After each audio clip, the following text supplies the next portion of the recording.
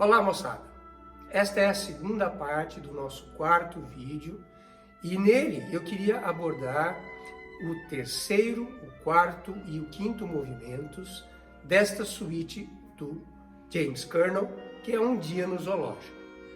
Eu queria começar então essa abordagem pelo terceiro movimento, que é intitulado Elefantes e Macacos. Queria levantar algumas curiosidades sobre esse movimento para que vocês tenham elementos que ajudarão a fazer o trabalho das partes individuais dentro, na verdade, de toda a peça, mas especificamente dessa que nós estamos conversando. A primeira coisa importante, e é uma curiosidade, porque é um movimento central, né? Ele faz primeiro, segundo, terceiro, depois quarto e quinto, movimento central da peça. E é o único movimento que ele então divide especificamente em duas partes, e essas partes estão relacionadas aos bichos, aos animais que ele quer demonstrar. A primeira parte é só sobre os elefantes e a segunda parte é sobre os macacos. Muito interessante que ele, ao iniciar o movimento, ele coloca um ostinato de 2 compassos. Mais uma vez, intervalo de quarta presente nesses 2 compassos. Segunda coisa muito interessante é a utilização de uma harmonia diferente. Né? Eu já tinha falado isso lá atrás, mostrei para vocês aquele cluster, pequeno cluster, e aqui ele está fazendo no ostinato um acorde de Mi bemol. Ele está implícito ali. E ele começa uma sequência nos trompetes e nos saxofones ascendente com um acorde de Sol bemol. É muito interessante ouvir essa abordagem, porque geralmente nesse nível a harmonia é muito tradicional, né? Tônica, dominante, subdominante. Outros aspectos muito importantes também, que eu queria que vocês estivessem muito ligados, é com relação à estrutura desses 2 movimentos.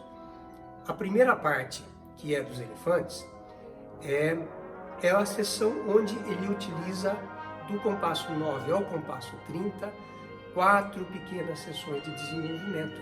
Ele não faz isso muito nos outros movimentos restantes, e dá uma atenção especial para isso. Com relação à segunda parte, que é a dos macacos, ele começa com uma pequena escalinha cromática de, quando ela está inteira, ela também está dentro de um intervalo de quarto, para dar movimento, para dizer assim, olha, esses bichos são rápidos, eles aprontam. Né? E juntamente com esta seção, depois, ao final da obra, ele volta ao ostinato do andar, do caminhar dos elefantes, né? Como um caminhar lento e pesado, e com isso ele termina a peça. As outras pequenos detalhes nós mostraremos agora com as figuras musicais.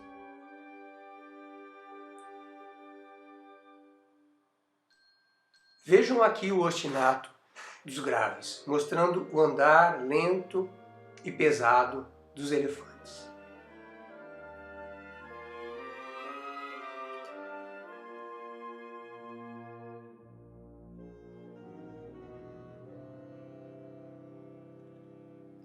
Olha a escalinha cromática. Imaginem os macacos indo de um lado para o outro, pulando e pulando. E aí, esse grande glissando dos trombones, obviamente, primeira a sexta posição.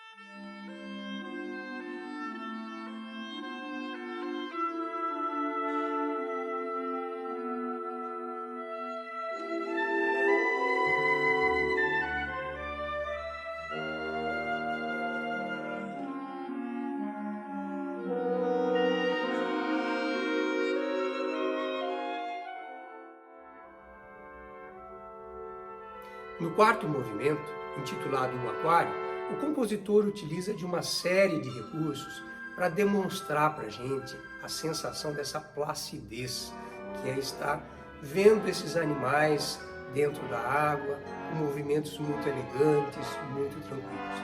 A primeira coisa importante que ele utiliza são as tercinas em vários dos instrumentos que caminham como se fossem flutuando sobre a água. Tercinas em acordes e em pequenos arpejos. Claro, serão passagens de estudo, tá? Não só pela afinação, mas também pela sonoridade. A segunda coisa importante nesse movimento, para que nós ouçamos melhor a peça, são harmonias recorrentes, abertas, onde nós então temos a sensação de ida e de volta desse movimento. Algumas coisas importantes que nós devemos observar é que ele leva todo o movimento para um grande ponto culminante e depois então desfalece até o final dele. Este é o movimento do aquário. Algumas dissonâncias demonstrarão a presença de outros peixes. Atenção!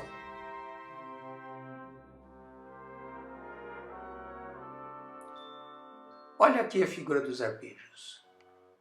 A tranquilidade e a placidez espelhada em música. E logo a seguir, o tema que está na flauta e nos oboés com intervalo de quarta.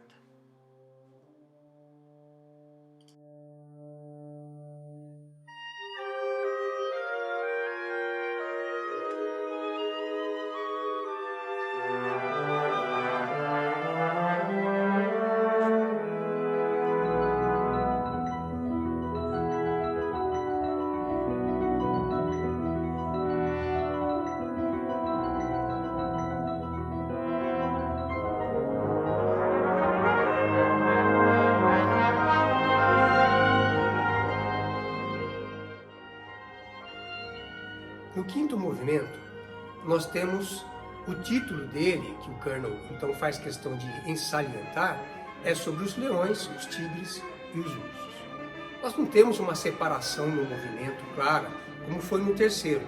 Né? Ele não divide o movimento demonstrando cada um desses bichos. Ele pega o caráter principal desses grandes animais, animais poderosos, animais violentos, animais que causam furor quando aparecem nos seus diversos habitats. A primeira coisa que ele faz na abertura do movimento é começar com uma percussão muito poderosa, muito presente, demonstrando essa violência da chegada. Ele retoma uma coisa muito interessante do segundo movimento, que é a revoada dos pássaros. Né? Logo em seguida a sessão da percussão, nós podemos ver na música esses pássaros saindo de repente voando. Na parte central deste movimento, nós encontramos uma coisa muito interessante. O Kernel escreve um pedal de si bemol muito forte, muito presente, tocado em oitava pelos metais graves, e sobre ele um acorde de dó menor com uma quinta aumentada, que dá uma sensação de desconforto, né? Que é a presença rústica desses animais. Esse movimento nos levará, com todas essas características, para um final grandioso, poderoso.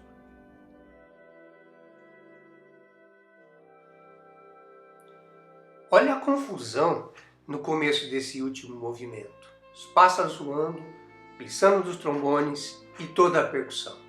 Realmente é muito impressionante como ele faz isso neste nível 2.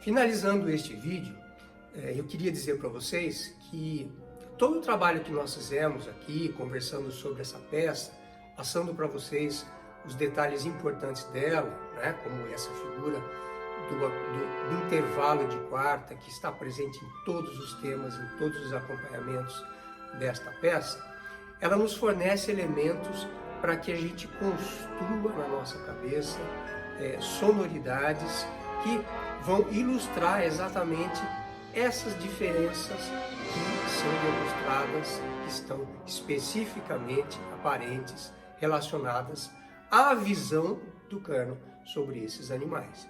Esse é um exercício que eu acho que nós devemos fazer a vida inteira. Tá? Ele se torna individualizado. Por quê? Porque o que eu vejo do tema relacionado a essa música. Por isso que eu pedi para vocês, então, as histórias destes animais, a história desta expedição ao zoológico, onde vocês vão colocar exatamente essa visão individualizada de cada um de vocês e que tornará esta música não só uma interpretação geral, mas também com um caráter individual. E vocês entenderão melhor todos esses significados relacionados a todas essas figuras e elementos técnicos desta partitura. Bom trabalho!